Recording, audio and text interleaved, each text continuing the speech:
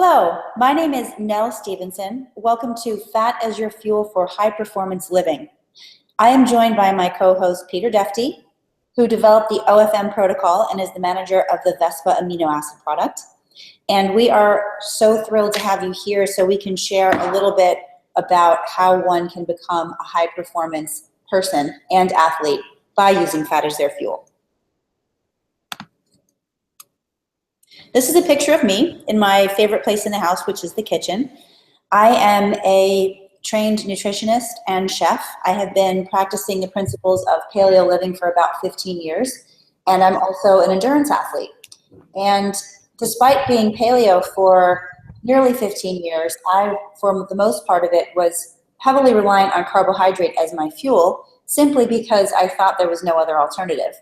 And while on the one hand, I was eating a very healthy, low and anti-inflammatory alkaline diet by following the principles of a true paleo approach, when I was racing and training, I was following the old antiquated idea that I somehow needed to be relying on carbohydrates. And I had heard a little bit about fasted training, but for a long time, I was very skeptical because I didn't see how it would be possible to do so unless I was just doing a quick 30-minute recovery run or an easy swim.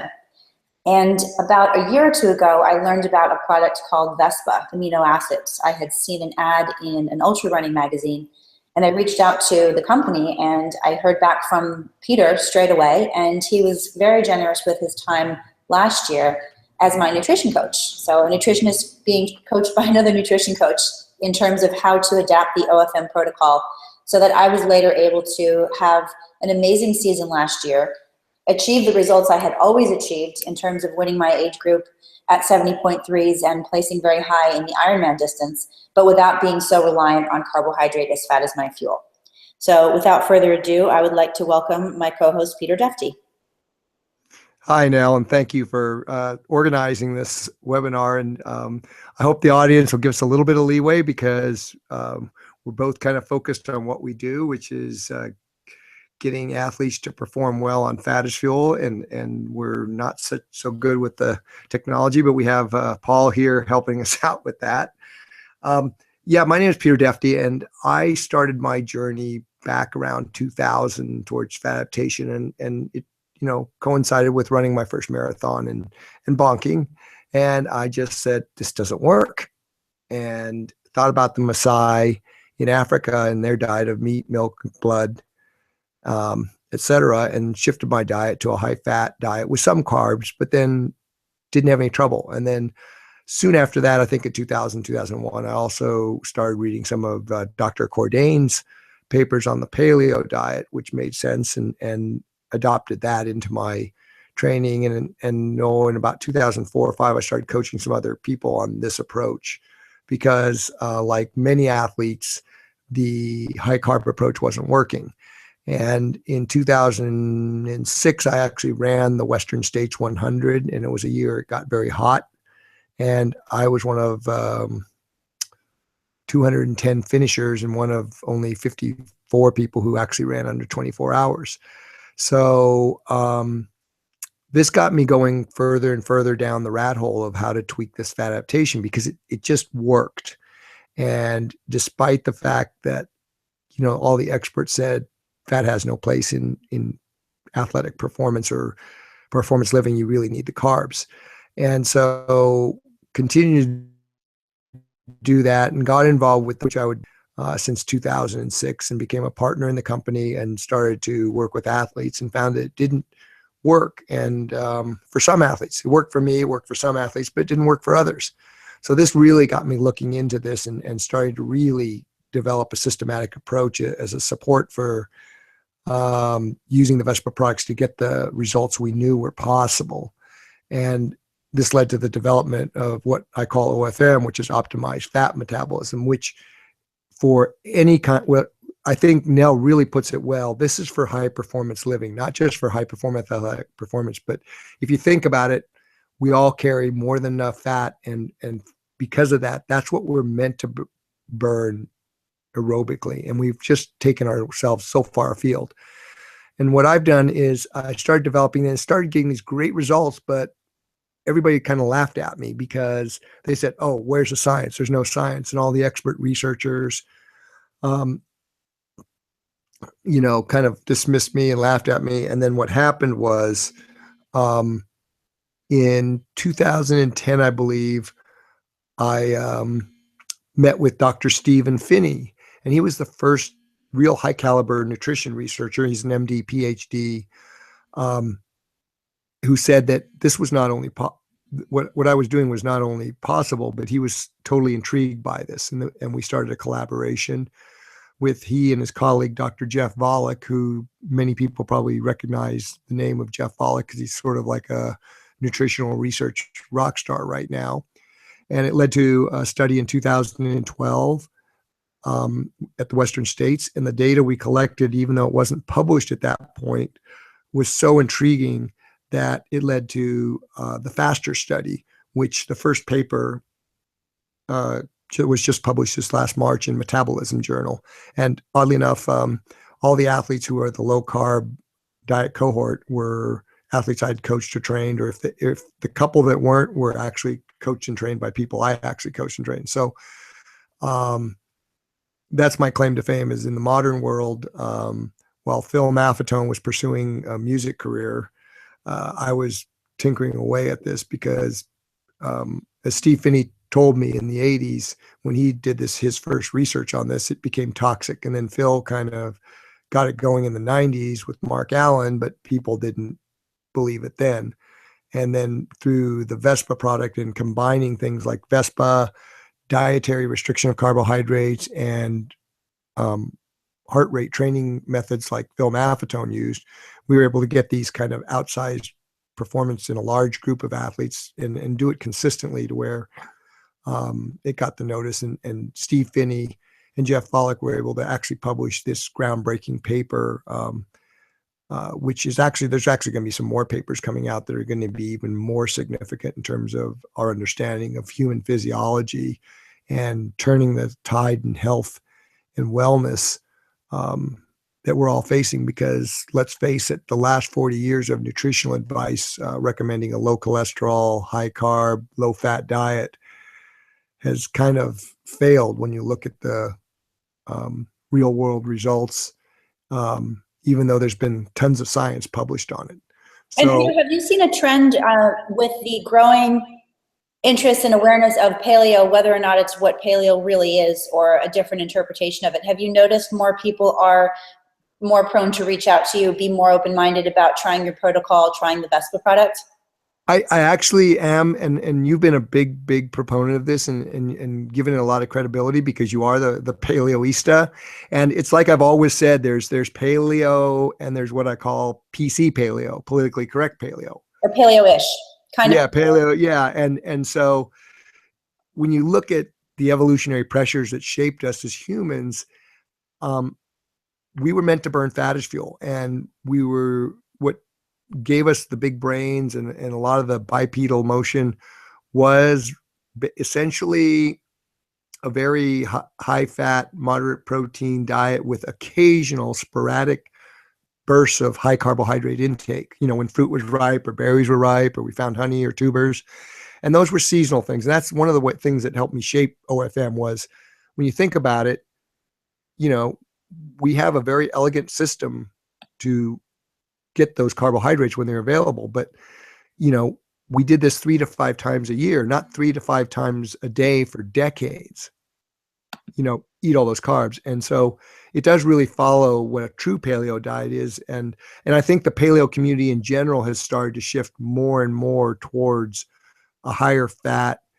There's still a little higher protein than I would like to see, but they're starting to get that too as the research is coming out on ketogenic diets. And Peter, can you talk a little bit more about how Vespa played such a key role in the development of the OFM program?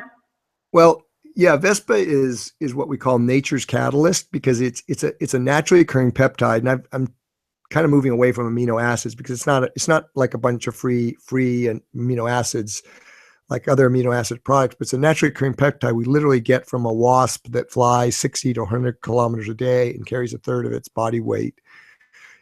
in a food ball back to feed to the larva. And this peptide triggers, on a cellular level, a very high rate of fat metabolism. And it's one of the tools, the key tools of OFM. It's not the only tool, but it's one of the key tools. And several athletes over the years have won, competitions at the highest level, like we're talking Olympic gold medal, world championship level performances, but it never was consistent until we brought in OFM and started to work with one group of athletes, mainly ultra endurance athletes. And now we're working with a lot of triathletes. And so it has applications right down the line to team sports, but also to anybody who wants to live healthy. So it's incorporated as part of the OFM program. And have you found that people are usually pretty open-minded to this, or is the response very skeptical? Well, it depends on when you ask me, Nell, because over the years, it was highly skeptical, and you get a few people, and a lot of the early adopters of Vespa and OFM were athletes that actually were broken. They were so desperate because the carbohydrates had failed them, and they'd wound up injured or with bad stomachs and guts or metabolic syndrome, that they were just desperate. And even people with cancer, and so that's how the early adopters ended up. But now because of the fact that there's enough people out there saying, no, this really works, and that there's actually science emerging, it actually is shifting quite a bit. And Peter, I love this next slide that you put in, because I find this all the time with what I do when I'm working with clients, to whether they're trying to lose weight, to feel more energetic throughout the day, but we're faced constantly with information like this. And that's why I was so glad that you added this slide in, that the general consensus, sadly, is still that we need to be eating a diet high in carbohydrate, low in fat, and that fat is what makes us sick, and fat is a society, which is just so backwards. Can you talk a little bit more about that? Well, yeah, Nell. Yeah, and that's the thing. It's not your fault. It's like the slide you had before with Mark Twain. It's easier to fool people than to convince them they've been fooled. And we've had 40 years of being fooled. Now, people like you and me are hosting a webinar like this to convince them that no, that wasn't quite right. And so, what we want to do is frame this in a, not a good, bad, evil thing. It's really more that carbs work for sports performance, and OFM does not eliminate carbohydrates. We use them very strategically, right. but it's always in the right balance. And you hear a lot right now in ketogenic circles and diabetes circles about insulin and how insulin's evil. Well, insulin is a very potent hormone, but in the right balance and the right amounts, it does not only helps maintain blood sugar, but it does a lot of other really amazing things. And so it's all about this right metabolic balancing act that the body does on its own if you give it the right tools and the right amounts of food. And carbohydrates, it's like the sort of the American mantra, if as little is good, well, more is even better. And that's kind of the road we've gone with the sports. And as we've increased that carbohydrate intake from those first studies out of Sweden showing how carbo loading worked well, it's driven us further and further away from burning fat as fuel. And incidentally, when you look at the research of the original carb loading studies, it's very interesting because it's not too far from our strategic carb use, because what they did was they actually took young, competitive male athletes and put them through carb restriction for a couple of weeks and then brought the carbs back in. So, yeah, and then here's this slide. One experts on sports nutrition. And this is a paper she published in 2006 saying we got to put the nail on the coffin on fat as performance. And that was about the time I was really starting to dive deeply into this as the way I make my living. And so this is the kind of message that people have had from people like Chris Carmichael, Louise Burke, and a number of experts, that you have to have carbs in massive amounts. And one of the keys people need to understand is carbohydrates, whatever form they are, when they're concentrated, your body just sees them as sugar. I think that's such a good point, because so many people don't understand that it's not just a matter of eating things that are obviously bad for you, like a Coca-Cola, or within the sports nutrition category, the idea of eating power gels and blocks and drinks and all these excessive amounts of sugar when we don't need them. But people don't understand too that fruit falls into that category. Yes, it's natural. Yes, it's not in a package. However, I find in my experience that most people eat far too much fruit and far too little vegetables. So it always just does come back down to sugar. Yeah, exactly. And they have this idea that whole grains are better than processed grains. And while there is a difference relative to, say, something made with white wheat or white rice versus whole grain, the difference is relatively insignificant. And on the scale of glycemic load and glycemic index, it's huge. It's still huge. I mean, the body. Yeah, it comes down to what you believe. And I know my own experience being a very sick child up through my early 20s, which is what led me to find out about Dr. Cordain and paleo, is that I believed what I was told was good for me was good for me. And that included for me finding that the culprit of years of being very sick was because of eating whole wheat and the gluten that it contained. So that's right. And these are, yeah, and this is for the audience to know, it's not your fault. We don't want you to get in a mindset what we're telling you is right and what you believe is wrong. It's not your fault. And these are belief systems. Exactly. And the sad thing is, once you realize something like that, I always refer to it as the equivalent of opening the Pandora's box. And for myself, it was, I opened the box and I realized that something I thought was healthy for such a long time. And this wasn't just me eating bread from the store. My mother was actually baking whole wheat bread at home, and that was making me sick. So it's not just about the highly processed, refined type of thing you'd get at the supermarket. It comes down to the actual product of wheat and the recommendation from the USDA that we need to be eating a lot of it.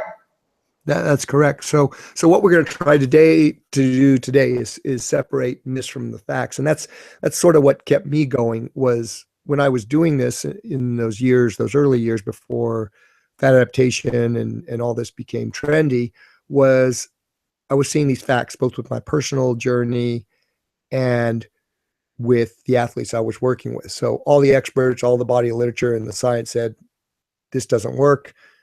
And we were seeing it work in spades. And just like, and it's the same with you. You were told to eat whole grain bread. Your mother was breaking bread. And so you thought it was healthy. And that's what we're going to try and parse out. So I think the first thing is this slide is critical. Just like I said before, concentrated carbohydrates, your body sees them as sugar. We all know sugar's bad, but that's how it is. Your body sees concentrated forms of carbohydrates as sugar. And this slide is key for people to understand that in an adult male, fasting blood sugar, what is ideal blood sugar for a human male, amounts to literally 1 teaspoon of glucose in your system, your cardiovascular system, in your bloodstream. That's how tightly sugar is regulated. It can float up 2 or 3 teaspoons and handle it pretty easily. But as you can see from the next slide, some common foods, okay, like a plate of spaghetti, that's just 1 plate, and not the typical pasta loading. This is what you're doing. You're literally putting 12 teaspoons. And the interesting thing about wheat, especially when it's like in pasta or bread, is the kind of starch it is. It's called amylopectin A. And amylopectin, think of the sound of that. As soon as it hits the amylase in your saliva, it's starting to break down into free glucose. So wheat in particular is like mainlining. I mean, this is like mainlining glucose into your system. And so it has, and it's kind of funny because, there's been some just these empirical trials done by Dr. Davis of Wheat Belly, where he feeds people a Snickers bar, and the next day they feed them whole wheat toast, and they're surprised to find that their blood sugar actually goes up faster with the whole wheat toast.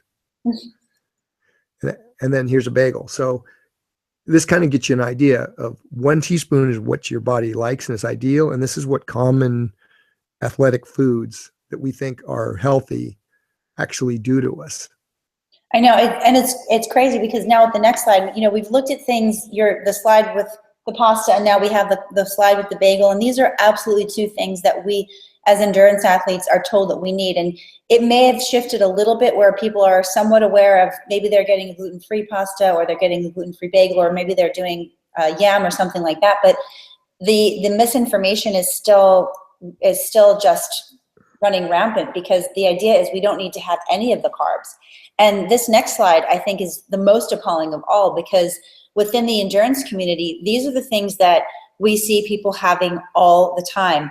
And I mean, this is the epitome of what food isn't. All of these things, it's man-made sugar in a package.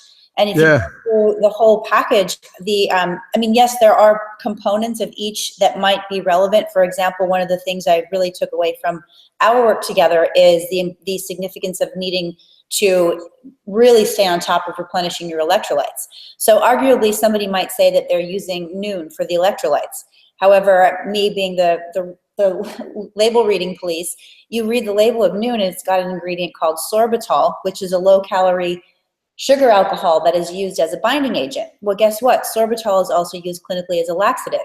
So you have these athletes who are out there putting themselves through the rigors and they're getting GI distress. Well, for one reason, it's because they've been taking laxatives. And for another reason, the fogginess that we have about the fact that, first, that we don't actually need all this sugar, but the types of sugars and the emptying rate that it takes them to leave the gut and empty into the blood sugar. And the gut just gets so confused. And by the end of the race, the whole thing is a disaster, because you've put in all the work to train and race. And then just by having your nutrition off, it ruins the whole day. Yeah. And I want to comment here a little bit, because on race day, a little bit of this goes a long way, as you know, Nell. But you're absolutely right. And an athlete I worked with years ago, Ethan Passant, he coined the term robot food for all this kind of stuff. I love the term because it so aptly describes what this is.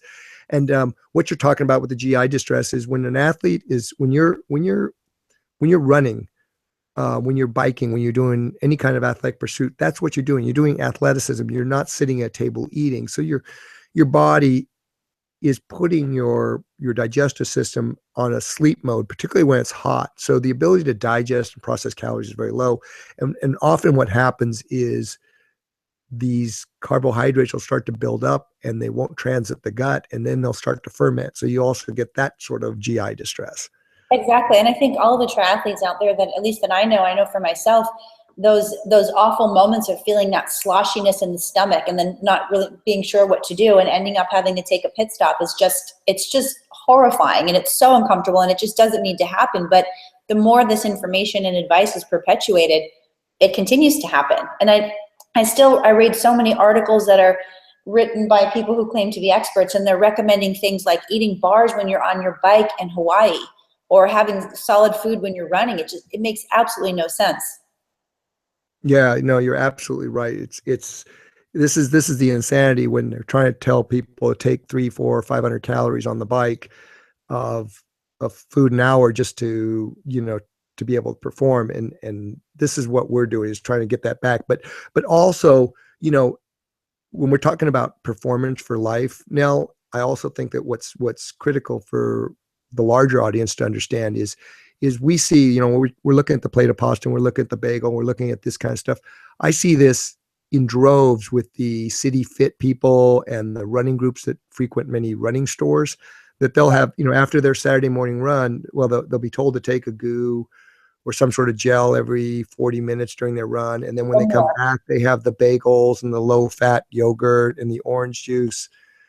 And you see all these people that, you look at the people, they're not the fit triathletes trying to get a slot at Kona. These are regular people just trying to get fit. And the unspoken truth is they're trying to all lose some weight. And the nutritional advice they're getting is actually more than counteracting any benefits they're getting from the exercise. Oh, it's so true. And I mean, I find that all the time in my practice. People will come in and they'll work with me knowing that what I teach is a little bit maybe untraditional and higher fat than what they've probably been told to do. And I can't tell you how many clients have said when they see the recommendations I'm suggesting, they'll say, but that's so much more fat than I've been eating. And I usually eat a very low fat diet. And I always say, well, how's that been working for you? It doesn't work. And this slide here I put together because it demonstrates what a typical low-calorie, low-fat day might look like in a typical person. This is not specifically for an athlete, but, and again, I include myself in that category because I'm a product of the early 90s, so I had the message of low-calorie, low-fat drilled into my head. And so I totally get it. And again, like you said before, this is not to make people feel like they've done something wrong. It's just that it's a simple function of there being way too much confusing information out there. And so if you go through the day, you know, this might be a typical person's day where they get up too late for breakfast, they don't have time for breakfast, or they're not hungry. Maybe they ate a giant dinner way too late right before bed. So they have a black coffee, they think they're doing the right thing by putting in some skim milk, maybe an artificial sweetener here or there. And maybe they feel okay because they weren't actually hungry when they woke up. And then by the time mid-morning rolls around, they're in the office and they're kind of poking around the break room to see what's available. And there's a 100-calorie diet snack pack of some sort, maybe a package of diet cookies or a diet bar or something like that, which gives you a little spike. So you feel okay for a moment and then you crash. So it's back to the break room again. And maybe this person is counting their calories. So they decide to have a cup of soup, which is what, 50 calories or something like that. And then it's just the same thing all day long. It's spike, crash, spike, crash, spike, crash. And a lot of the new research too is showing that even if somebody thinks, oh, well, I'm not eating sugar because I'm having Diet Coke and diet bars and diet this. Well, it's actually the sweet taste on the tongue that is still triggering the pancreas to release insulin. So even if you think you're not part of this category because you're going with the diet sodas and the sugar-free, it's still happening. And so throughout the day, you're basically sending a signal to your body saying, don't burn fat, because insulin is a fat-sparing hormone. So as soon as sugar's in the blood, the body says, okay, we don't need to do any work to burn the fat. We've got sugar coming in. Let's hold on to the fat. And even somebody that's eating a very low-calorie diet, and then this example goes through until dinner where they have a diet frozen dinner. And then maybe this person thinks, oh, I've counted calories all day. I've only had a couple of, 800 or 900 calories. I deserve a beer. And so they top it off with a big surge of alcohol in beer, and then do this for a few days and wonder why they're not feeling well, not losing weight. And it just continues. Yeah. And now this is a great slide because people need to understand how this, and it goes even further than just insulin. You have ghrelin in your stomach and you have leptin. And the whole snacking thing, primitive man, like I say to a lot of athletes, primitive man didn't get up in the morning, have a bowl of oatmeal, grab a couple of gels and go hunting, and I pattern OFM off of, those evolutionary pressures that shaped us as humans. And so one of the things we do with OFM is we want to get people out of that habit of snacking. And because there's, besides the insulin, which is this is the big thing, but there's all kinds of other subtle and nuanced metabolic processes that also drive this blood sugar insulin roller coaster and disruption of your metabolism and endocrine system. So we want people to realize that this whole idea of having all these little meals and snacks is not good, because really what we're meant to eat is 2 to 3 meals a day and having breaks between them so the body can rest, the digestive system can rest, the gallbladder can fill up with bile, the pancreas can have a break. And we're vastly oversimplifying it, but that's kind of where we are. So one of the first things we do with OFM is to get people to break that nasty habit of snacking. Yeah, exactly. And that's one of the things that I found through myself too. And I was so fortunate to have you guide me through what to expect and what not to expect. But for anybody's out who is listening, who's thinking, well, I don't know, I need to snack, I need to eat regularly throughout the day. And I was in that category for a long time, even 10 years into being completely paleo. But it's not that feeling of dieting and thinking that you need to wait for a certain time of day to eat because the clock says so, and you're starving, you're just waiting until that next meal, which is also low fat and low calorie. It's so different. You're so focused, you're not even thinking about food. And then when you actually do start to experience the symptoms of hunger, it's not that horrible blood sugar crash. It's kind of a gentle grumbling in your stomach that reminds you that soon you're going to be needing to eat, and you look at your watch and you see that 5, 6, 7 hours have passed. it's not at all a function of some kind of a strange starvation approach or anything like that. It just feels so natural. And I was just, it's such an amazing feeling that it's something that people really need to check out. Now, my question for you, Peter, you touched on this earlier, but with all the people, with all the reception being skeptical at first, one of the most exciting things that happened recently is the publication of the FASTER study. Can you talk a little bit about that? Yeah, let's go through that, because the FASTER study, and this, what we'll be discussing today, is the first paper, which is metabolic differences in well-trained elite ultra runners. And the FASTER study came out of my collaboration with Dr. Stephen Finney and Jeff Follick. When I say collaboration, it's a pretty loose term, because as I've told you, Nell, I'm actually married to a research scientist, and one of the best and the brightest in her field. And one of my best running buddies is a PhD in organic chemistry. And then I have a very good, both personal friendship relationship with Dr. Finney and Volek, and we work loosely together. And the point is, they are hardcore research scientists who publish in the best high-tier journals. I'm an empiricist. I'm a running gun kind of guy. But when I first met Dr. Finney in 2010, he was the first researcher who said, "You're not full of crap. This is actually entirely possible." And we started to work together because he found what I was doing quite intriguing, that we had this group of athletes that were actually doing what he knew was metabolically possible. And it led to a study in 2012 with Western states, which we never got any data out of, or never got any data published, but we got some really intriguing data that so intrigued them that it led them to developing this FASTER study. And through some funds they had from Quest Nutrition and the Robert Atkins Fund, we bootstrapped this study, which involved, I think 10 each of well-trained male ultra endurance runners. And there was a high carb cohort and a low carb cohort. So we were taking well-adapted runners that were either using the OFM approach or a high carb approach. Now for FASTER, they did straight up low or high fat, the low carb guys. They didn't include the strategic carbs. They didn't include the Vespa to control the variables. But I will say, and I'll say it again, that later, is that all the low carb athletes they train and race using OFM and Vespa. But for this study, they were just trying to look at the fat metabolism aspect. So they were comparing well-trained high carb traditional athletes to well-trained fat adapted athletes. And how much, you have this slide up here next, Peter, how much fat can humans actually burn? What do you think about the people who say, oh, you can burn fat for a 30-minute recovery jog, like I used to think? There's no way you can burn the fat when you have to do the high-end performance.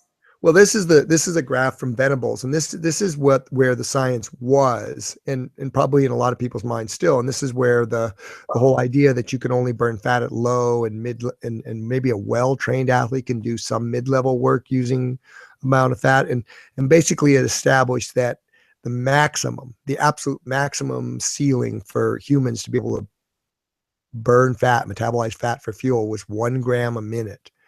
And as you can see from the line here, we got a few guys that are just approaching that 1 gram a minute area, but most of the people are down there around 0.4, 0.5 grams. So half a gram a minute is really where humans. So that's not a whole lot of energy in terms of being able to tap in. And so this is the science. This is where the mindset where that mindset was, and how that group think became sort of de facto thing, that where people like Chris Carmichael and Louise Burke could say, fat has no place.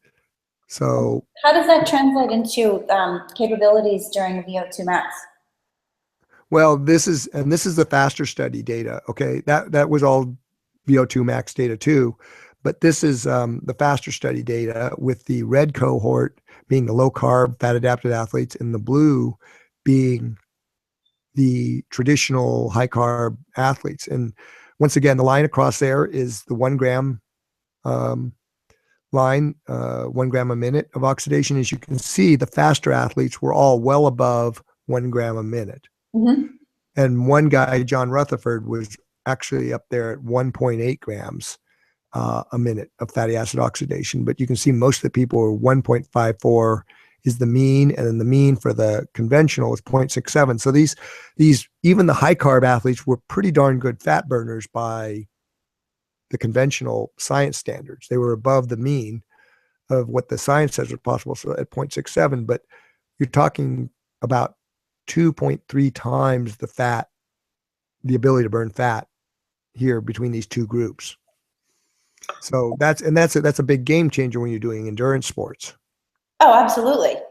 I mean, I'm speaking now from personal experience too. I can't even express enough how much of a game changer it has been. Yeah. Yeah. Okay. And this is the crossover point, and this is the conventional science here. And the crossover is the George Brooks thing. And a lot of people who are athletes are familiar with it. It's where your body crosses over from burning fat to burning mostly carbs. And for the audience that isn't so familiar, this is also another thing. This is also another key thing where we can all burn, unless we're metabolically broke or our insulin's so high, we all burning fat at like resting periods and low exercise and motion. But as we move higher and higher in intensity and duration, we start to burn more and more carbohydrates because we need more fuel and we need to put more fuel through us. And carbohydrates being a quick burning fuel does that. And the crossover basically established that in well-trained athletes, they all kind of crossed over where they peaked out at 65 to 70% of their VO2 max, which is their maximum volume of oxygen. They peaked out in their maximum amount of burning fat, and then very rapidly the carbohydrates would take over as the primary source of fuel. And so between, depending on the athlete, anywhere between 50 and 70% is where you started to make that switch where the carbohydrates became the predominant energy source. And so how does that compare to the fat oxidation results from the faster study? Well, as you can see in this graph, again, it's a game changer. Once again, when you look at the high carb diet athletes, their curve is right in line with what the conventional science says. At 50, 60, 65% of VO2 max, they start to cross over and go back down. But as you can see here, with that 2.3 time increase in just sheer ability to burn fat, plus what you're seeing is now the curve moves to the right to where the VO2 at 70 to 80% of VO2 max, that sweet spot for endurance athletes, is now predominantly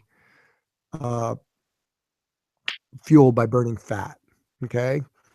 And this has implications for other sports, like team sports, like things like soccer or basketball or hockey, or any kind of sport, any kind of athletic endeavor, because even though these sports require, sharp bursts, that switch into a higher state of fat oxidation, there's a lot of times where they're going to be going back down to 60, 70, 80% of their VO2 max.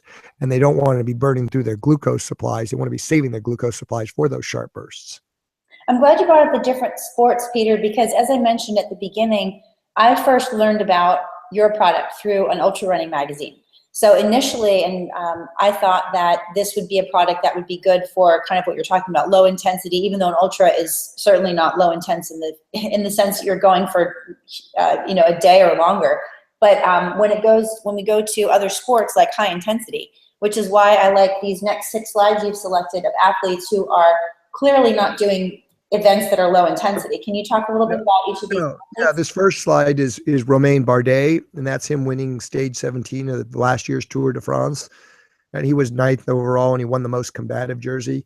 And he's a fat adapted athlete. And of course he uses carbs, but we get him fat adapted in the off season, and he uses the Vespa product. And as anybody who's into cycling knows, cycling is a highly aerobic sport, but there's these huge sharp bursts where you have to hit the gas and give it everything you got and then some. They like to use the term suffer. And we're seeing more and more athletes making this switch because it allows them to be able to hold those surges and attacks and breakaways much longer and fuel themselves much better because they have that fat burning base when they're not, performing at their absolute maximum. Right. And you mentioned before he uses carbs. So later on in the presentation, we are going to talk about, well, what does that mean? Are they using carbs or are they not? Because that was one of the things that was confusing to me. And I'm sure Yeah, confusing yeah, and it's a key difference of what makes OFM work. Exactly. And we'll outline what that actually looks like. Yeah, and this is Amanda Stevens. Now, Amanda Stevens, Phil Maffetone and I coached her this last year, and she had the best season she's ever had. She's a career triathlete, was a Olympic contender at the Olympic Center early in her career. But Amanda's trajectory is pretty interesting. She was a high carb conventional athlete, and it wrecked her. You know, as you knew, with your gluten intolerance, it wrecked her. She lost her gallbladder a few years ago, and I actually had to put her on bile salts to help her be able to adopt that high fat diet, because she didn't have her gallbladder to be able to discharge a big slug of bile to help emulsify the fat. But this is her setting a personal record at Ironman Arizona. So here's somebody who's raced professionally at the top of the sport for years, and in her last year becoming a fat adapted athlete, she's had the best 3 races of her life at Ironman Brazil, Ironman Coeur d'Alene, and then Ironman Phoenix. She had some problems, I think, at Kona, but you know, as anybody knows in endurance sports, not every race is going to be your best race. Right, but I mean, look at her time. Anybody who races Ironman knows that that's an extremely impressive time, and so that's further proof that this works for a very high level. It works for performance. It doesn't work for just the health and weight loss stuff. It works for winning and dominating sports. Exactly. And this here is a picture of Dan Lentz. And Dan is an ex-special forces guy, the tip of the spear kind of special forces guy. And literally he was medically retired, and he literally says, I was taking enough meds to kill a small village, pain meds, because he'd broken his back. He's had, TBIs from, blast concussions, all kinds of stuff from, literally being out there doing special forces type work. And here he is running Umstead. And the reason I put him in is he got so fat adapted that he ran the Umstead 100 last year and raced it. He got second place. And this is a very fast rate 100 miler. So he ran to second place in 15 hours and 13 minutes. Wow. And okay, but here's the kicker. He did it on less than 600 calories of exogenous caloric intake. Probably, half of that was Vespa. So 100 miles on 600 calories. And that's when you really can get that fat adaptation to work. And then the funny thing was, after the race, because he was so fat adapted and his body was just so into, producing the glucose and ketones and fatty acids to meet the metabolic need, that he wasn't even hungry. He said he went home, drove home, took a shower, went to sleep, didn't eat till the next morning. That was one of the things that was really eye-opening for me as well, is, go back to 2 years ago, and every long workout for me was followed up with that old model of recovery shake, 4-to-1 ratio carbohydrate to easy to digest protein. And even though I was making a shake at home, coconut water, ripe banana, egg, so it wasn't exactly like I was just going to the juice bar or going with a powdered recovery drink. But it's so different when you're burning fat. You come home and you're keeping on top of your hydration, and you realize, I'm not actually hungry. And then later you're hungry. It doesn't matter if you've been out for 4, 5, 6 hours. It's really incredible. And I think another reason I like these slides is it disproves another piece of confusion, which is, sometimes I find people understand, if you look at somebody who's overweight, they might think, oh, well, that person has a lot of fat to burn. But actually, somebody who's even very, very lean still has, I believe, 40,000 calories at their disposal to use. Is that correct? That's correct. Even the leanest athlete has more than enough fat calories to do an Ironman or a 100 miler. Yes. Okay. And this is a really good slide I want to point out. And the gal in the black and white holding up the first place, that's Diane Credenda. And she's an athlete I coached, and that's her winning her division, 60-year-old division at Ironman. And I want you to look at the gal next to her in blue, and you can see that and I'm not trying to pick on the poor gallon blue, but I just want to show something, what the high carb does. Look at Diane's arms and her midsection compared to the midsection and arms of the gallon blue next to her. And this is, you can see that the gal has a little bit of a spare tire there. And that's the, the de novo lipogenesis caused by eating too much carbs, because one of the things people don't understand is when you eat a high carb diet, it's very inefficient. And one of the ways your body deals with getting that glucose down now before it kills you is it turns it into fat, and guess where it stores it first? Right there around the middle. And exactly. I think that sentence is probably going to be one of the most important takeaways of the entire presentation for so many people listening. Is it doesn't matter if you're counting calories and you're going low fat and you're an Ironman athlete. If you're relying on carbohydrate, you can still easily have that extra weight around the middle, have that feeling of feeling soft, not feeling that lean body that you're working so hard to achieve. Yeah, and then you look at her arms, you see the muscles wasting. She looks fantastic. Yeah, and you look at Diane, and she just looks wonderful. And the really great thing about this story is Diane's husband is Dr. Paul Mangarelli, and he's an MD, PhD, and he's his PhD is in nutritional biochemistry, and he has a practice in reproductive endocrinology. So he has a fertility clinic in Colorado Springs. And Paul said to me, he said, I used to dread watching Diane race, because she would be just so wrecked with brain fog, and, take her a month to recover. And he said, she came through and she had a smile on her face. She said when she was out there riding the course, she could smell the flowers. And after this race, she qualified for the World Championships in Canada. And Paul said, yeah, when she finished at Worlds of Canada, she says, I saw a nice sweater in a store I passed on while I was on the bike. Let's go over and buy it. Yeah. She was just so lucid and with it. And that was the thing that got him thinking. He's one of the people that's part of my advisory board and helping me, because after seeing, this difference in Diane, he started thinking, it says the light bulb went on, because he had the background to say, oh my God, this really makes total sense. That's awesome to hear of it crossing over into the medical community, because gosh, we certainly need that. We need that presence. Yeah. Yeah. And this is a great picture. This is John Mahoney. And I selected this picture because John here, he's not just a cancer survivor, he's a cancer thriver. And John had brain cancer, the kind of brain cancer that has a less than 2% survival rate. Wow. And he is not only cancer free, but he's stronger and fitter than he's ever been. And for a guy who's holding down a very high level, high tech job in Chicago, it's a very high pressure. He's a lead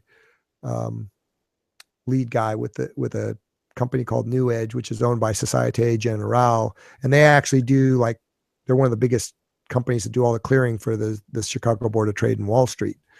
So he's a technology expert. And so he has a full-time job, but the guy's numbers on the bike are just insane. I mean, he's certainly not a pro level cyclist, but for a guy who's, got a job, a wife, a young child, which he was able to conceive naturally and all that after, brain cancer and all, it's a great testimony to what this is, because what people really need to know is cancer and sugar are best friends. Oh, absolutely. And it's just emerging. Like I was with John in Tampa with the Metabolic Therapeutics Conference, which is hosted by Dominic D'Agostino, who's doing a lot of research on using rat models on cancer. And the basic takeaway was becoming fat adapted, burning fat and not putting a lot of sugar through your system is probably the best preventative to getting cancer started. And it's certainly becoming more and more that it's a great therapeutic tool to recover from cancer and beat it. And the problem is there's not a lot of money in just changing your diet. I know. I've been saying for years, there's no money in kale and there's no money in health. Yep. This next one is a picture of me. So if anybody's wondering what does it look like to eat 80% fat, which is what I'm eating now. I'm not doing anything that is restrictive. I'm not doing anything that requires me to not eat when I'm hungry. I eat, like Peter said, sometimes I eat twice a day, sometimes I eat 3 times a day. My meals are a big plate of vegetables because their net carbs are low. A lot of fat, it might be avocado and olive oil and some wild salmon with some lemon, or it might be, maybe I have that for breakfast, which happens at about 11 o'clock. And then later I'll have another meal, maybe around 4 or 5, which would be some. So 11 o'clock after a workout. Yeah. So typical day would be, I would get up, have my coffee with some MCT oil in it. Anybody who is a fan of dairy might have a bulletproof coffee. I like to have just the MCT oil. Do a workout on the weekday. I usually work out for about an hour, 90 minutes to 2 hours or something like that. And then that'll be around 6 or 7 in the morning. And then around 11 or 12, I'll have a meal. Throughout the day, I'm always keeping on top of my water, keeping on top of my salts. I like to drink broth regularly to keep on top of salt and to help replace some of the salts that I've lost. And then throughout the day, again, it's water, but it's not that I'm thinking about food and thinking about when is it going to be time to eat. It's just naturally several hours later, I'll be hungry again. And then I'll have another meal, which is, again, a large plate of vegetables with some protein, moderate protein, not huge amounts of protein, and fat. How much fat? More than you think you need. And this picture is actually from one of the years when I was racing world championships in Hawaii. And it's kind of just having a little play on, wearing my heels with my bike. Yeah. And the thing is, I know this is hard for a lot of people because there's a disconnect. It's so contradictory that, we're telling you to really work on getting the carbs out and eating the fat. And then you look at Nell here, who's just looking like, this mongoose, this just lean, mean racing machine. A weasel? No. I like that term because, nobody messes with a mongoose. I didn't call you a weasel. I called you a mongoose. I know. I'm teasing. Talk a little bit about this graph. Well, and this is another graph out of, and so this is to kind of bring it back in. This is bring back home the science of faster so that people can understand there is science to this. So all these athletes, this is where you have that paradigm shift where you're not dependent on carbohydrates, which you have limited stores and you can only ingest so much. So the low carb diet cohort, as you can see, now all of a sudden, they're only using 10% of their carbohydrates. So carbohydrates now become a sustainable source of fast, quick burning energy that you need for, times when you need to make a move in endurance sports or when you're surging or attacking in a bike sport, or if you're doing hockey or basketball or soccer, the sprints, the kinds of things that really require carbohydrates. I think this is a good slide too, because it goes back to something you said earlier. If you're not putting anything in your body and asking it to be distracted from the work it's doing to bring blood to the exercising skeletal muscles and trying to divert it by throwing something in it to try to get it to digest, you're going to have no GI distress, which, coming from me, somebody who had GI distress in every race I ever did for the first, 7 years that I was racing, that just it's not an issue. You're not putting anything in your stomach to digest, so you don't have any GI issues. That in and of itself is fantastic. Well, yeah, and for the endurance athletes out there listening to this podcast, that's one of the things that this sort of wipes out is there's sort of this accepted thing that's a rite of passage. Everybody's going to be out there puking and having GI distress and hitting the porta. This is normal. No, it's not normal. Exactly. That's what I say all the time. There's so many silly myths out there. Like during a marathon, you will hit the wall at mile 16. You will bonk at mile 22. Or even myths that we have just with day-to-day living. When you are 50-something, your knees will hurt. Just these things are all nonsense. Or that it's normal to go around every day feeling low energy at 3. And it's normal because everybody else feels the same way. And it's normal to have a headache every day. And it's not normal. It's not acceptable. And I think far too many people are settling. Yeah, I agree. So that's a good point. So this is the OFM pyramid. And I made it because we had the food pyramid and I figured something that people could recognize. And I think we'll go over this really quickly and you can look up more about this on the vespapower.com website, which we'll have a slide at the end on. But the pyramid, I think the key to know is the first thing of OFM is state. And that's so key. And that does require some sharp carbohydrate restriction. And it has to be done well for that individual. And, maybe that individual has some compromises to where they can't get into ketosis. And it's like I say to people, ketosis should be the goal, but maybe a lot of people aren't ready for it. Right. And then the second tier is nutrition, not calories. And as Nell has stressed throughout this webinar, she doesn't think about the food anymore, and she just eats in a very natural, organic way.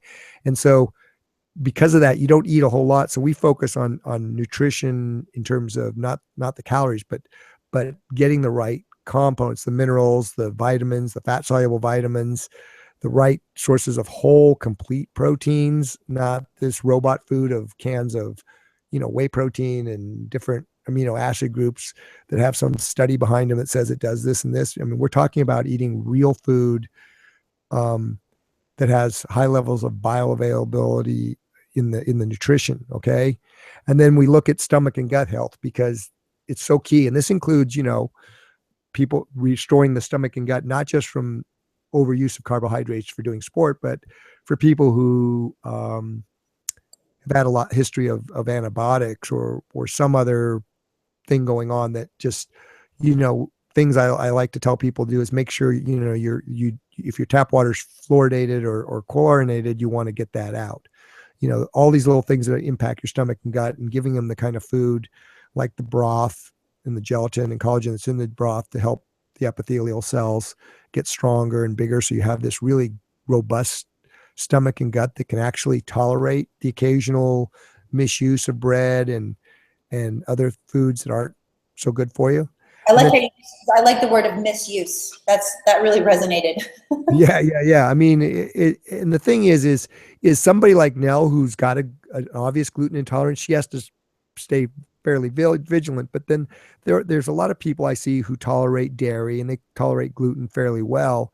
And so I don't think that the occasional misuse, abuse of that is going to, if your stomach and gut are healthy, it actually, the stomach and gut, the lining, the biome that exists in there actually is very good at dealing with these things on an occasional basis. It's when you do this on a chronic basis that it actually impacts you in a way that's, gonna have significant negative impact on you.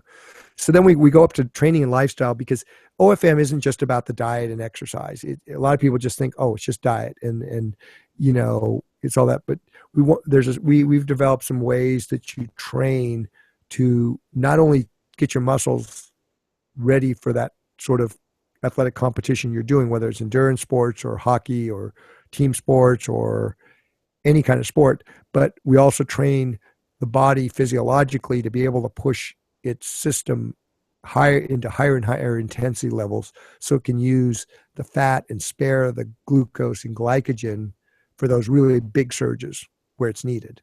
And then we also talk about lifestyle, because we want people to make sure they're getting enough sleep and they're dealing with stress, which we'll talk about a little bit later, and create a kind of lifestyle that actually makes this feasible. And as you can say, you can probably comment on this, the hydration becomes even more important. Wouldn't you say that, now, from your experience? Absolutely. And that's it. When we say hydration, we're not just talking about drinking lots of water. It's about getting enough salt, magnesium, and other trace minerals, electrolytes in there, so that you can maintain this high level of performance. Because when you tap into fat as fuel, because fat is such concentrated energy, and you tap into it, you really need to thermoregulate well. And as you probably noticed, now you probably sweat more when you really are hitting it. Oh, absolutely. And that's one of the things I explain to clients that I work with, is a very simplistic way of looking at it is, if you are feeding yourself carbohydrate all the time, your body doesn't have to do any work. As soon as you take that away and you're forcing your body to do the work of tapping into the stored fat, any reaction that we ask our body to perform is going to require water. So that means we're going to need to drink water. And everybody knows in the sport of endurance, obviously, if you just replace the water and don't replace your electrolytes, that can be potentially dangerous. So your need for salt sodium, magnesium, potassium, calcium does increase. And so it's a matter of being very strategic with how you take your salt when you're racing, and just on a day-to-day basis, salting your food, having broth, that type of thing. And it's a different message than the one that would be sent to the typical standard American person following the standard American diet, who is eating a very highly processed, highly refined diet and sodium. That person should probably not be adding salt to their diet the way that an endurance athlete. So that should hopefully clear up any confusion on, well, do I add salt or do I not add salt? But Yeah. The endurance athlete that is doing this needs to have salt in their diet, absolutely. Yeah, and it's like because there's two things. When you become a fat burner, you require more sodium, but also when you're as an athlete, you're not pulling off your glycogen stores. When you pull off your glycogen stores, you have a very big load of fluids there, both water and the electrolytes to maintain the osmotic potential. Because every molecule of glycogen, there's 4 water molecules and the salts that go with them that get stored with it. So it's just a very complex picture, but it's just, you have to have more salt. And we've been taught to be so scared of salt because when you combine a high carbohydrate diet with all the inflammation and then high salt, you end up with high blood pressure. And but when you remove that inflammation from all those carbohydrates, if you don't add some sodium back in, your blood pressure will just fall through the floor. And that's why people get dizzy and feel like they have what they call the Atkins flu. Or if they get out of a chair, they'll feel a little dizzy, is they haven't brought enough salt and their blood volume's low. So can you talk a little, like, what's the 30-second elevator pitch on what is Vespa? On Vespa's nature's catalyst to get your body to burn fat at a high rate. Okay. That's what it is. It's a naturally occurring peptide that just triggers your body. And it's, like I said, it's derived from this wasp, and observationally does it. And what a lot of people don't understand is animal cells across species are remarkably similar. Like, I think the DNA is like 97% all the same. Okay, cool. So it just, as it works. Right. So, and then now we're going to talk a little bit about strategic carbohydrates, because what we found is when you get that initial metabolic shift to fat as fuel and you're exercising, physical activity. I mean, it can be gardening for hours or doing carpentry. If you have a job that requires physical labor, it's the same thing. But once you get fat adapted and you have a pretty big volume of aerobic exercise, that window of carbohydrate tolerance goes way up, and then you can actually bring the carbohydrates back in, both in the diet and during exercise if you're doing endurance sports, and they actually have a much more powerful beneficial effect. It's so true. I mean, I've gotten to the point where even a piece of fruit, even a low glycemic fruit like some blueberries, makes a huge difference that I don't want to have, except if it's a day where I've been doing a lot of activity, because I generally don't like how I feel when I have the sugar. And so that's another thing that I think is a profound transformation for people, athlete or not, who just really put together how they feel when they have any sugar, including fruit, including starch, even healthy starch like yam, that we don't need nearly the amount that we think we need. That's correct. And the thing I'm seeing is this now, because the fat adaptation and the exercise really creates this huge window of carbohydrate tolerance. Whereas when you look at the body of science on ketogenic diets, it's fairly restrictive, but then you have to step back and think, okay, well, the subjects are relatively sedentary. Right. And so that's where that exercise comes in. And so one of the things that makes OFM work so well is because we're living this lifestyle where we're exercising and we've gotten ourselves well fat adapted, it also makes the compliance, the ability to make this sustainable, really easy. Like you say, you don't think about how you do it anymore. You just eat and train on a daily basis without worrying about it. Exactly. And then this next slide I like to show, because the slide I showed earlier talked about what isn't food, man-made sugar in a package. This is food, vegetables, fruit, grass-fed meat, wild fish, game, nuts and seeds in moderation, as long as you're not following an autoimmune protocol. And the other thing, the most important thing that gets its own slide is fat. More fat than you think you need. Every day you should eat a balance of some avocado, some olive oil, some coconut oil. Don't be afraid of cooking with animal fat. You can find, for example, locally we have a great butcher that has lard from pasture-raised pigs. You can find rendered duck fat. Animal fats are great to cook with because they have a high smoke point. And it's not to say you should, eat a cup of lard or something like that, which is another misconception in the high fat community, that you should just eat as much fat as you want, and people, as they do with everything, take that out of context. It's all in balance, but this is food. And that takes us, when you really clear it up, it's what grows in the ground, what runs on the land, what swims in the waters. Those are all food, not things in packages. That's correct. And that's one of the things we want to make this easy. And if you're eating whole foods and not a lot of processed foods, it's a pretty simple guideline. And what I also say is it's kind of a great value, because a lot of these foods are, in terms of the value, the nutritional value, they're nutrient density. They're cheap, because when you buy a lot of processed food, the nutritional value of it is in terms of the cost. Yeah, it might be cheap for that box of cereal, but when you look at the nutritional value, it's pretty expensive. It's expensive on the long-term health side of it as well. Absolutely. Another thing that can be expensive is inefficient training, and expensive in the sense that the price you pay in the long term, which is why being efficient with your training, being mindful of what you're eating, how your how your calories are sourced, not being so heavily reliant on carbohydrates and switching to fat as your fuel, allows you to become more efficient, more aerobic. And a lot of the athletes who make the switch then set themselves up for a lifetime of health and none of the consequences that can occur when they are reliant on that acidic, high carbohydrate diet. Yeah, and I think this is a great slide, because one of the key things here is that people don't understand, including some of the experts, is that when you're burning fat for your aerobic spectrum, that is efficient training. Yes, exactly. It's such a clean burning fuel, and I can say again from personal experience, you don't have that soreness the next day. You've worked really hard and you've hit your goal, whether it's your wattage or your speed or your pace, but you feel tired, but it's not that horrible achy, feeling of how you think you might feel when you're 40 years older. It's different. It's very different. Yeah. Okay, and this slide here is I want people to really take in, because one of the things that I've been seeing for years and really starting to come out and be a little bit more assertive about is stress management.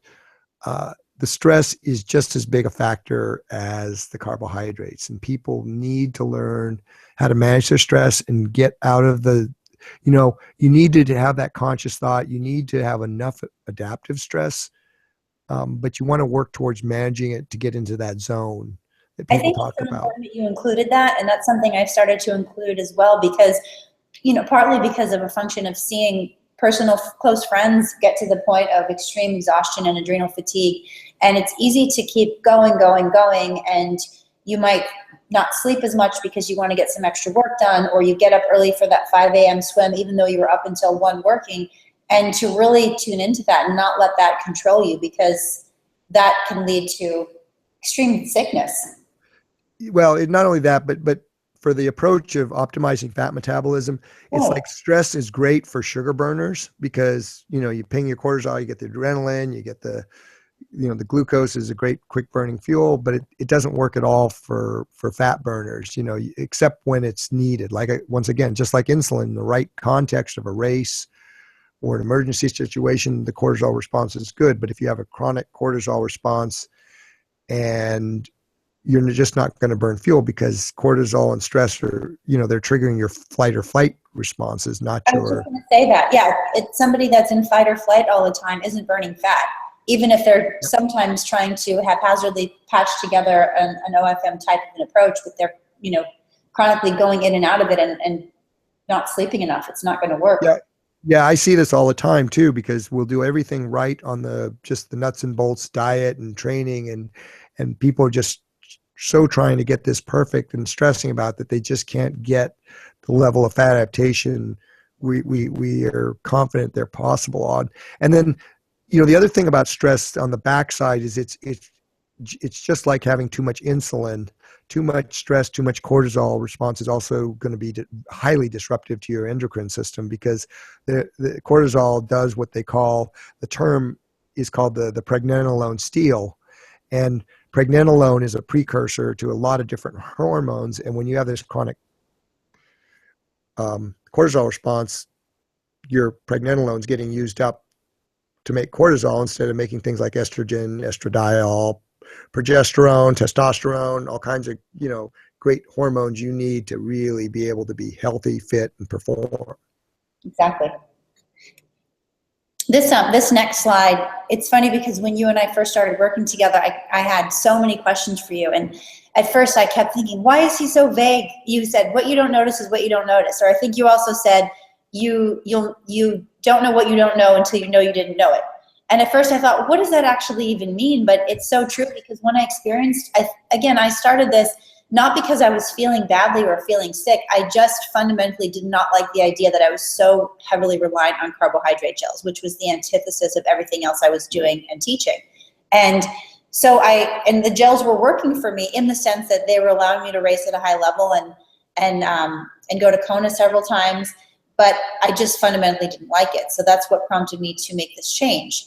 And when I made the change, the very first ride I went out, I had a 4-hour bike ride followed by a 1-hour run. And I was going out the door thinking, this is nuts. I haven't eaten anything. I'm absolutely crazy. This is never going to work. Keep in mind, I had already done several, couple of years of doing fasted training, but I didn't actually realize what I was doing. I would go do a workout, which started at 30 minutes and built to about 2.5 hours. And I would feel great. I'd hit my wattage goals or my pace goals, but still being kind of half in the old thinking, I would recover with a protein carbohydrate recovery drink. So I was shooting myself in the foot without even knowing it. So that very first ride I did last spring, I just felt so strong and so clear and so focused. And I never thought about eating. I never thought about bonking, because I was just burning fat. And it was just incredible. Yeah, no, it's a whole different paradigm, and that's what's hard for people to understand. And so because when you take a gel, when your blood sugar's low, you get a big response. When you take caffeine or a 5-hour energy or Red Bull, you're getting these drug effects, but then you get the crash, and then you take another one, you get the effect. So people are used to having that sort of knee-jerk response in terms of oh, this is working for me, rather than not having anything happening and just feeling like you had a good day. Right. And it's not only during the training, but it's how you feel after the training. That's tremendous. Like we both touched on earlier, you don't feel that need to come home and immediately chug down a recovery drink in the 15-minute window. Otherwise, you're going to die. It doesn't feel like that at all. It's just, I want to say the word gentle. It feels gentle. You come back, you have some water, and you'll eat when you feel hungry. Yeah. And this slide about recovery, we're actively reframing the whole recovery discussion, because you hear so much on recovery and drinks, and you have to have this 30-minute window of 4-to-1 carb to protein thing, and there's all this talk about recovery, and yet, as you've experienced, and every other OFM athlete has experienced, you don't have this soreness, and you actually you're not wiped out after a workout.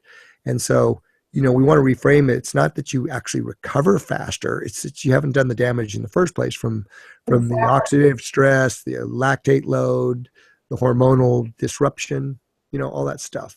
Exactly. And it is really, I love this point that you're not held hostage. I've had clients say they feel like they've been let out of jail, because after years of being frustrated that they're trying to lose weight, they're counting calories, they're not eating too much fat, they're doing all these old methods that are still being promoted by the USDA and many experts, and I say that in quotes, and they're counting calories and they're frustrated. So they usually restrict even more, and then they get even more frustrated, and they're irritable and they can't focus. And they start, maybe they're skeptical at first, but they start adding fat, they start feeling better. And little by little, it's like they're getting out of food jail. Yeah, no, it's powerful, you know. And I think too, part of it is, so what does this actually look like? Forget about the words OFM or Vespa or low carb, high fat, anything like that. If you showed this picture to anybody, and this is a piece of wild salmon with some organic, local, in-season asparagus, or this is a piece of 100% grass-fed steak with some different assorted veggies that have been grilled and maybe put olive oil on the top. Again, more protein, different types of vegetables, and you can see there is room for an occasional glass of wine. It's not, this is a lifestyle. It's not a diet in quotes. This is something that you can do for the rest of your life. It doesn't feel like you're on a diet. Well, yeah, and it's actually, as I think Jeff Volek has kind of put it well. It's a very, when you get it down, it's a very luxurious diet because you're eating these rich foods that were considered taboo because in the context of eating them with a lot of carbs, that's the worst of all scenarios. High fat with high carbs is just, it's a disaster waiting to happen. But you eat this, and for the audience to know, it becomes very luxurious because you're eating these wonderful rich foods we evolved to eat and actually crave. And things like alcohol and fructose, like fruit and stuff like that. Alcohol and fructose in a fat adapted athlete actually are your friends. So moderate alcohol intake, not beer, but wine, some hard spirits on the occasion. Actually, the body metabolizes them quite well. And then guess what? They get turned into the fat your liver is going to use to make ketones and glucose the next day for whatever activity you're doing. I could not agree more. And I think when people see this picture or they actually experience the meal, like I did a workshop last week and we cooked together and we have this delicious, decadent meal, which has so much good fat, the mouthfeel, the texture, the flavor, the scent. It does not feel like a diet. And that in and of itself is what people can take away to what creates a lifestyle. And then you think about all the other things are just fillers. I mean, the rice, the pasta, the bread, it's just not necessary. It fills you up. Who wants to feel stuffed or full? It's not necessary. It's not good for you, and we don't need it. Well, it fills you up, it constipates you, and then a couple hours later, you're still full and bloated. But guess what? Hungry. Hungry again. Exactly. Now, this last slide is one of the last slides. I love this picture because one of the things I have clients do often is if they are hungry between meals, not hungry to the point where they're trying to ignore their hunger cues and force themselves to wait until the clock says a certain time. But between meals, you're burning fat. There's nothing wrong with having a little bit of fat to continue that fat burning trajectory. So if you're working from home, for example, grab an avocado and put some lime juice and some salt. That can be a snack. If you're on the go, you can have a packet of coconut oil. These nuts in moderation, as long as you're not, again, following an autoimmune protocol. Don't go nuts with the nuts. But the idea is something small like this to tide you between meals is an easy thing to do and another way to get more good fat into your body. Yeah, no, absolutely. And it's a good trigger. And like even my 4-year-old daughter and my 3-year-old son, when I got butter out and I'm cooking with butter, they come up and ask me for a piece of butter. You know what? I would rather somebody had a piece of butter than a piece of bread. Yeah. And so, but also keep in mind, the audience needs to keep in mind that the goal is to get off the snacking thing. And that's like, I'm all for nuts and stuff, but whenever somebody says they eat nuts, it's always a red flag to me that they're snacking. Yes, that's a very good point. I want to clarify that it's not to say that you plan breakfast, lunch, and dinner, and then your snacks between are always an avocado and nuts and this and that, but rather if it's, for example, if it's a day where you had breakfast at 10 and you're going to eat dinner at 7 and you're feeling a little hungry around maybe 3 or something like that, I think, and tell me if this is incorrect, but I'll recommend to clients to maybe put some coconut oil in a cup of tea or something like that. Absolutely. No, that's the great way to put it. And it actually keeps you in a sort of a sugar fast. Okay, cool. Yeah, no, that's actually great. In Australia, when you're feeling a little hungry like that, they say peckish. I feel a little peckish. I love that term. That's what my husband says too. He's British. I was going to say it actually, but I held myself back. Oh yeah. Okay.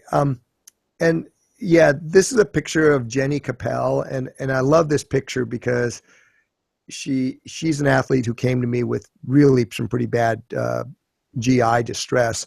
But this is sort of like where we're going to like wrap it up. But what we're seeing out there, and Steve Finney and Jeff Bollock kind of know it, but as researchers they can't say it because there's no body of science to support it yet. So I get to be the guy who puts it out there and is willing to be wrong. But what we're seeing out there is an entirely new metabolic model of health and fitness when you get athletes into this high fat burning mode as compared to what the current numbers say, because we're seeing, all kinds of, markers in terms of cholesterol and triglycerides that are outside the normal reference ranges.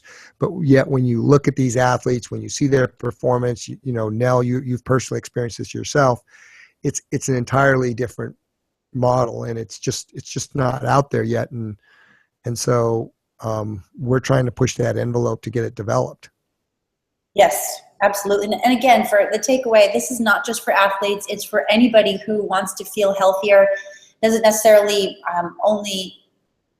it's not only necessarily for somebody who has a diagnosed illness, but anybody that can't actually look at themselves in the mirror and say that on a day-to-day basis they feel fantastic, they've got great energy, they're sleeping well, they're rarely sick, they're lean.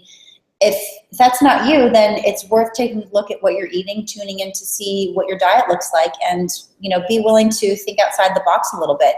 You can learn more about working with me from my website, paleolisa.com. I offer a range of different nutritional coaching options, both online as well as locally here in Los Angeles.